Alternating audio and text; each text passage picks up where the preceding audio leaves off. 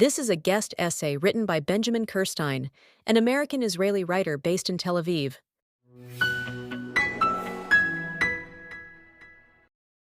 Shortly before he died in the late 1930s, Sigmund Freud, by then a refugee from Nazism, wrote, quote, "We live in very remarkable times. We find with astonishment that progress has concluded an alliance with barbarism." He was referring to the rise of fascism and communism, and their combination of the most modern forms of science, technology, economic theory, and even aesthetics with the most horrific and savage forms of violence and sadism. Freud was a man of the Enlightenment, perhaps the last man of the Enlightenment, and equated modernity with progress and civilization. Thus, to witness the degradation of modernity as it commingled with the kind of animalistic brutality that he saw as belonging to earlier and less enlightened stages of human history was shocking to him, as it was to many. His obsession with this problem dated back to the carnage of World War I, in which the most civilized part of the world had turned itself into a technological charnel house that consumed millions of lives, seemingly without reason. In the face of this, Freud eventually reached very dark conclusions about human nature and the nature of human civilization. He concluded that because civilizational progress required greater and greater repression of the most basic human drives, people are more and more repressed and unhappy the more they progress and the more civilized they become. Eventually, this repression cannot hold, and the savage energies built up beneath centuries of sublimation explode in periodic eruptions of horrendous violence and destruction. Progress, in other words, leads inexorably toward barbarism. Today, the most fervent believers in the power of progress in the United States are the members and supporters of the eponymous progressive movement. It is a bit difficult to fully define this movement, as it is easily confused with other movements of the left, like socialism, communism, and even anarchism. It is possible, however, to say that its view of progress is the polar opposite of Freud's. By and large, it holds that 1. Humanity can be made better and even perfected. 2. The history of humanity is the history of inexorable progress toward that perfection. 3. It is the duty of the individual and society to be on the right side of that history, that is, on the side of progress. 4. Humanity's ultimate state of perfection will take the form of a blessed society in which suffering, poverty, and oppression have been overcome. And lastly, number 5, anything that opposes or retards progress is a form of metaphysical evil. All of these sound like fairly civilized goals. Moreover, the movement itself has always been one of the elite upper middle class and its intelligentsia, meaning that, by all rights, progressives ought to be the most civilized people in the world. Yet large factions of today's so-called progressive movement are showing clear signs that Freud was quite correct in his diagnosis of progress and its discontents. While today's progressivism maintains its facade of upper-middle-class rectitude, it barely conceals a quasi-totalitarian mentality that puts down any dissent or opposition without much compunction. At the same time, many so-called progressives have engaged in considerable violence and allied themselves with forces that are not only violent themselves, but categorically reject the values and mores that progressives themselves claim to hold sacred. Many progressives have gone so far as to adopt ideologies they claim to oppose passionately, such as racial hierarchy and antisemitism. The cost to the moral integrity of the movement has been immense, and there are no signs that the descent is slowing, let alone reversing itself.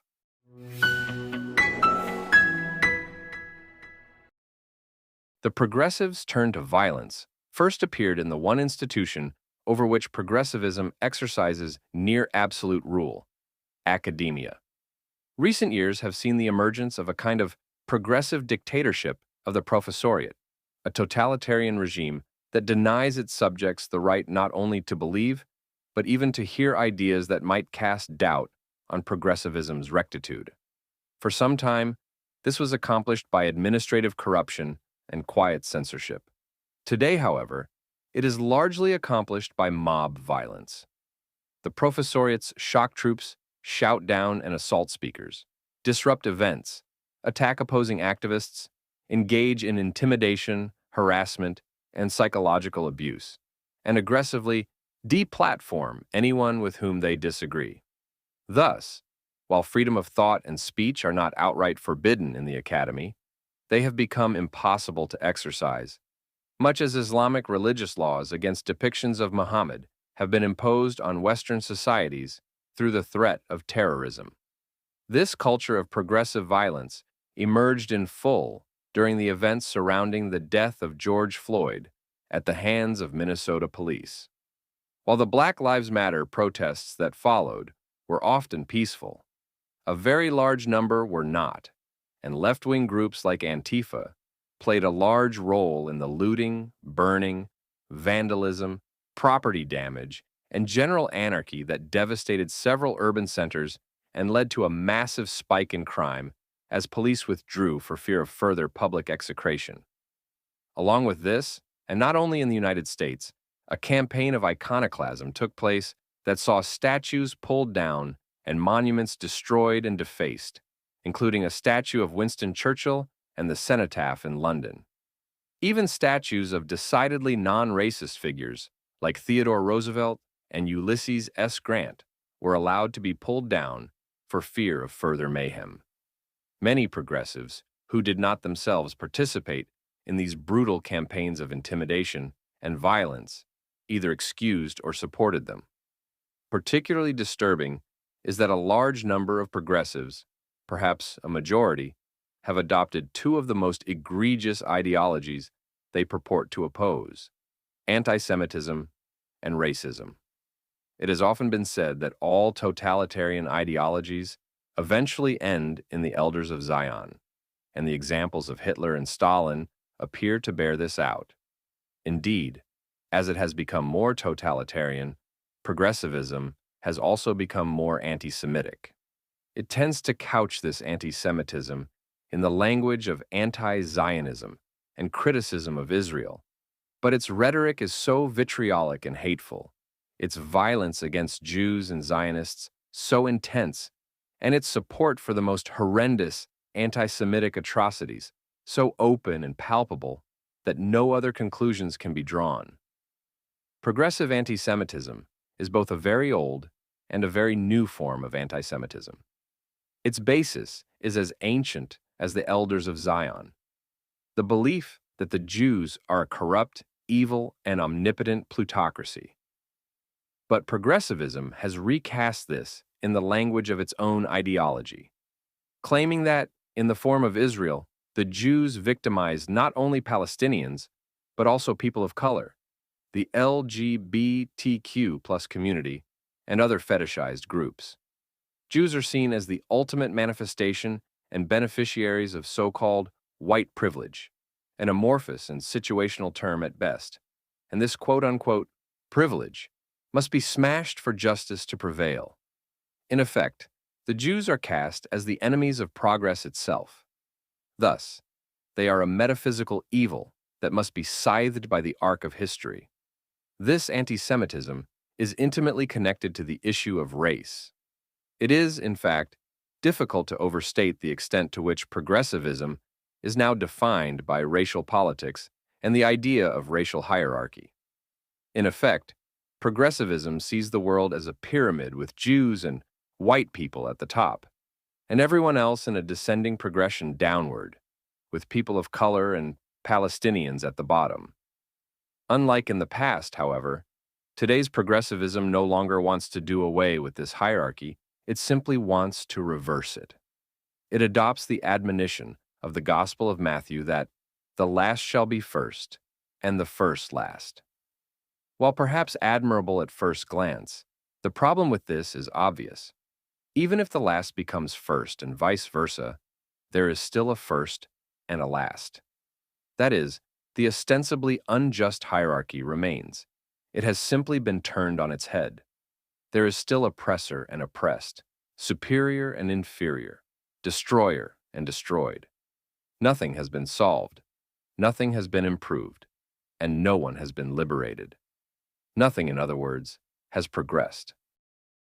Even more disturbing, perhaps, is a prevailing belief among progressives that was perhaps most succinctly put in a reported statement by a New York Times staffer, quote, "I just feel like racism is in everything."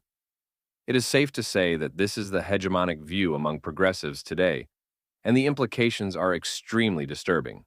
While such comparisons are usually facile and by definition inaccurate, it is not an exaggeration to say that this is Nazism. That is, the basis and foundation of Nazism was that racism is in everything. It viewed race as the sole active metaphysical force in existence, permeating every aspect of human and indeed animal life, and racism as the only means of understanding and harnessing it.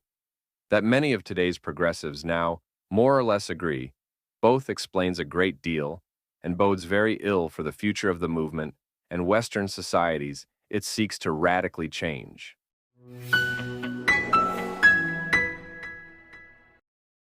All of these pathologies seem to have coalesced around what critics call the Red-Green Alliance, a term that refers to a political axis composed of progressives and Islamic radicals. This seemingly bizarre phenomenon, which the philosopher John Gray calls Islamo-Leninism, has been developing for a long time, but it emerged in full during the ugly mob events that followed the October 7th Hamas-led massacres and kidnappings in Israel. In a well-coordinated and well-funded attempt to prevent Israeli retaliation, celebrate the massacre, and express solidarity with the genocidal organization, thousands took to the streets of major Western cities, shouting anti-Semitic slogans and calling for Israel's destruction. These mobs were composed almost entirely of progressive activists and radical Muslims. The same was true of those who harassed, intimidated, and physically attacked Jewish students in the streets and on college campuses. Anyone wearing recognizably Jewish clothing and symbols, or was simply known to be Jewish, became a target. In one case, a Muslim academic beat a Jewish man to death with a megaphone. The wave of racism and violence so shocked the American Jewish community that a protest march held in Washington, D.C., drew 300,000 people. The sight of radical feminists marching side by side with those to whom patriarchy is a sacrament, LGBTQ, plus people standing shoulder to shoulder with those who would gladly murder them in another context, socialists expressing solidarity with advocates of genocidal theocracy, and alleged human rights activists embracing supporters of religious apartheid and terrorism was incomprehensible to many, but it was not unprecedented. In the 1960s, for example, the radical left strongly supported Algeria's terrorist Front de Libération Nationale, which was influenced by political Islam to a far greater degree than many then and now have been prepared to acknowledge. In the 1979 Iranian Revolution, leftists of all stripes helped Islamic radicals overthrow the Shah, only to have the theocrats slaughter them as soon as they had the power to do so. After 9/11, leftist sympathy for Osama bin Laden was not universal, but it was considerable and sparked a notable backlash. Today, progressives stand with, work with, and actively defend Islamic radicals in almost all aspects of life, especially political activism, and most of all, in anti-Israel incitement and violence. The progressive movement's total corruption of its own creed in the name of this alliance has not been a dignified spectacle, but it is not as incomprehensible as it seems. One of its causes is progressivism's increasing antisemitism, which naturally leads it to align with fellow anti-Semites. Statistics have consistently shown that the Muslim nations are the most anti-Semitic in the world, that progressive anti-Semites find themselves in sympathy with radical Islam is natural under such circumstances. Progressives share more with radical Islam than hatred of Jews, however. For example, both movements have an essentially messianic worldview. Islam has its final day of judgment, and the progressives, their blessed society. The two groups are also obsessed with the same alleged evils: such as imperialism, American foreign policy, and Western civilization in general. The alliance further plays to progressives' obsession with race, as they have convinced themselves that all Muslims are so-called people of color. They are not, and therefore oppressed by so-called white people. They are not. Despite the Muslim world's considerable trade in black African slaves, which continues to this day in various forms, progressives have decided that radical Islam is simply pursuing the shared task of overturning the global racial hierarchy and defeating white supremacism. That the Islamic radicals seek to replace it with Muslim supremacism does not perturb the progressives, as they likely consider it just revenge for centuries of depredation. Most important of all, however, is that most of today's progressives and all radical Muslims are against freedom. In the case of radical Islam, this is obvious, since they make no pretense of valuing freedom, and the movements and regimes they have built are, without exception, brutally oppressive, violent, terroristic, and totalitarian. In the case of progressives, the issue is less clear-cut, since they publicly proclaim that they value freedom, particularly for oppressed groups. But if we examine progressive actions rather than rhetoric, a different picture emerges.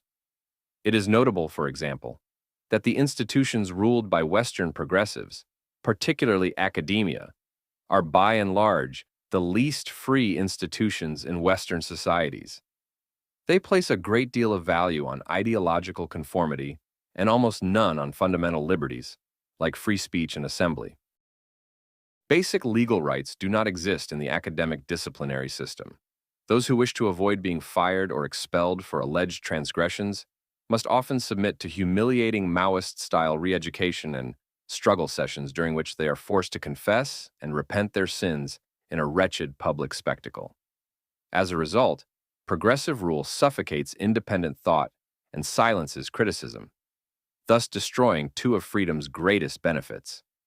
Similar circumstances prevail in those areas of corporate culture, the arts, the media, and even sports that are dominated or ruled by progressives.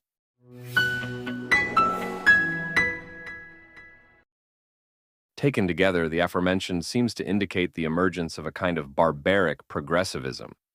A progressivism that, while it advocates progress in certain areas, is also quite comfortable with supporting some of the most barbaric ideas imaginable, such as antisemitism, totalitarianism, religious fanaticism, theocracy, patriarchy, racism, anti-democratic politics, terrorism, rule by a designated minority, suppression of heretical ideas, and opposition to human freedom itself. The question, then, is what Westerners who have no desire to live under this kind of progressivism should do.